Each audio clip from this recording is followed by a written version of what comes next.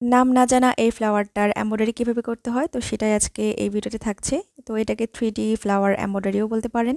Welcome back to দিনা with creative tales. আশা করি সবাই অনেক বেশি ভালো আছেন। তো ফ্লাওয়ারটার ড্রয়িং এখন করে নিচ্ছি একটা মার্কারি পেন দিয়ে।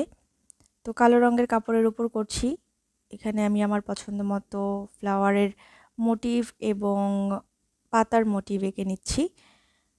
তো এরপরে আমি শুরু করে দিলাম এমব্রয়ডারি। এখানে আমি ডাল 4 বা রান 4 যে নামেই চেনেন সেটা দিয়ে নিচ্ছি এবং পাতাগুলোতে লেজি ডিজি স্টিচ দিয়ে নিচ্ছি। লেজি ডিজি স্টিচ কীভাবে দিতে হয় এটা আমি প্রচুর স্পেসিক্যালি একটা ভিডিও ছিল যেখানে আমি লেজি ডিজি স্টিচ নিয়ে ভিডিও বানিয়েছি, সেটা দেখতে পারেন।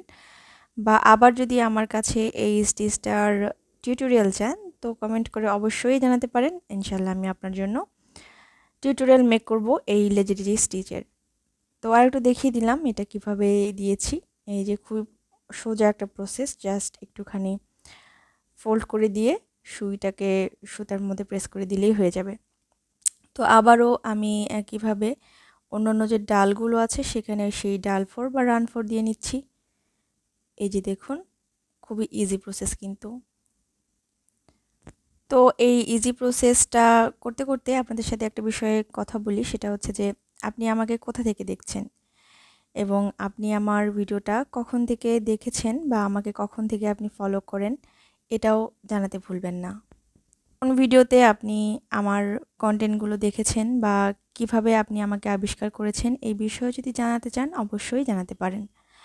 তো যাই হোক, কথা বলতে বলতে আমি আমার মেইন যে ফ্লাওয়ারটা এমব্রয়ডারি করব বা মেক করব সেটাতে চলে আসলাম। তো আমি কয়েক লেয়ারের সুতা এভাবে নিয়ে জাস্ট ফ্লাওয়ারের ওইখানটাতে ধরে এভাবে সুতোর যে বাউন্সটা আছে সেটাকে একটুখানি ফোল্ড করে দিলাম। এরপরে সুই সুতার মাধ্যমে জাস্ট এই যে প্রসেসটা দেখাচ্ছি এটা একটু বুঝে নিলেই হবে।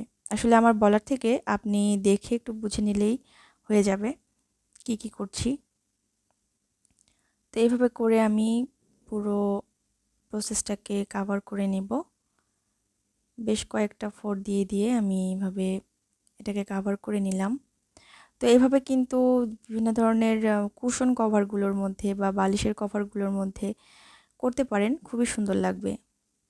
আলাদা রকমের একটা সৌন্দর্য ফুটে উঠবে। তো এই জায়গাটাতে আমি আবার ওই পাতার একটা ফোর তুলে দিলাম, লেজি টেজি স্টিচ তুলে দিলাম এবং ওই পাশের জায়গাটাতেও আমি ফাঁকা লাগছিল তো তাই আমি এটা করে নিলাম। তো এরপরে আমি একটুখানি সিজার দিয়ে কেটে নিচ্ছি বা ট্রিম করে নিচ্ছি। একটু ট্রিম করে নিলাম। তো এগুলোকে একটু এভাবে মেলে দিলাম। দেখতে পাচ্ছেন আমি দরকার হয় পরে আবার ট্রিম করব। আবার আপনাদেরকে দেখিয়ে দেওয়ার জন্য আর একটা সুতাকে আমি বেশ টাসেলের মতো করে নিয়েছি। তারপর ওই একই প্রসেস এইভাবে সুই সুতা দিয়ে একটুখানি ওটাকে সেট করে নিলাম। তারপরে এইভাবে ফোল্ড করলাম। তারপরে এখানে একটা ফোর তুলে এটার একদম বৃন্তটাকে এভাবে বানিয়ে নিলাম। খুবই ইজি প্রসেস, তাই না? তো কুশন কভার ইনশাল্লাহ আমি মেক করব, সেটা তো আপনাদের সাথে শেয়ার করব ইনশাল্লাহ। বালিশের কভারও করব। তো এই ধরনের কাজগুলো আসলে খুব ভালো লাগছে ইদানিং। এরপরে আসছে সিজার দিয়ে ট্রিম করার পালা। এটা করতে আমার প্রচুর ভালো লাগে। আপনাদের কেমন লাগে অবশ্যই কমেন্ট করে জানাতে ভুলবেন না। যে কোনো সুতা ট্রিম করতে আমার প্রচুর ভালো লাগে, মনে হচ্ছে যে যেন চুল কাটছি। Just kidding.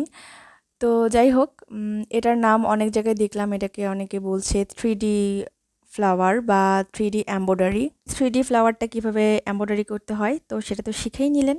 তো দেখা হয়ে যাবে অন্য কোনো ভিডিওতে ইনশাল্লাহ। ততক্ষণ পর্যন্ত সবাই অনেক বেশি ভালো থাকবেন। আল্লাহ হাফেজ।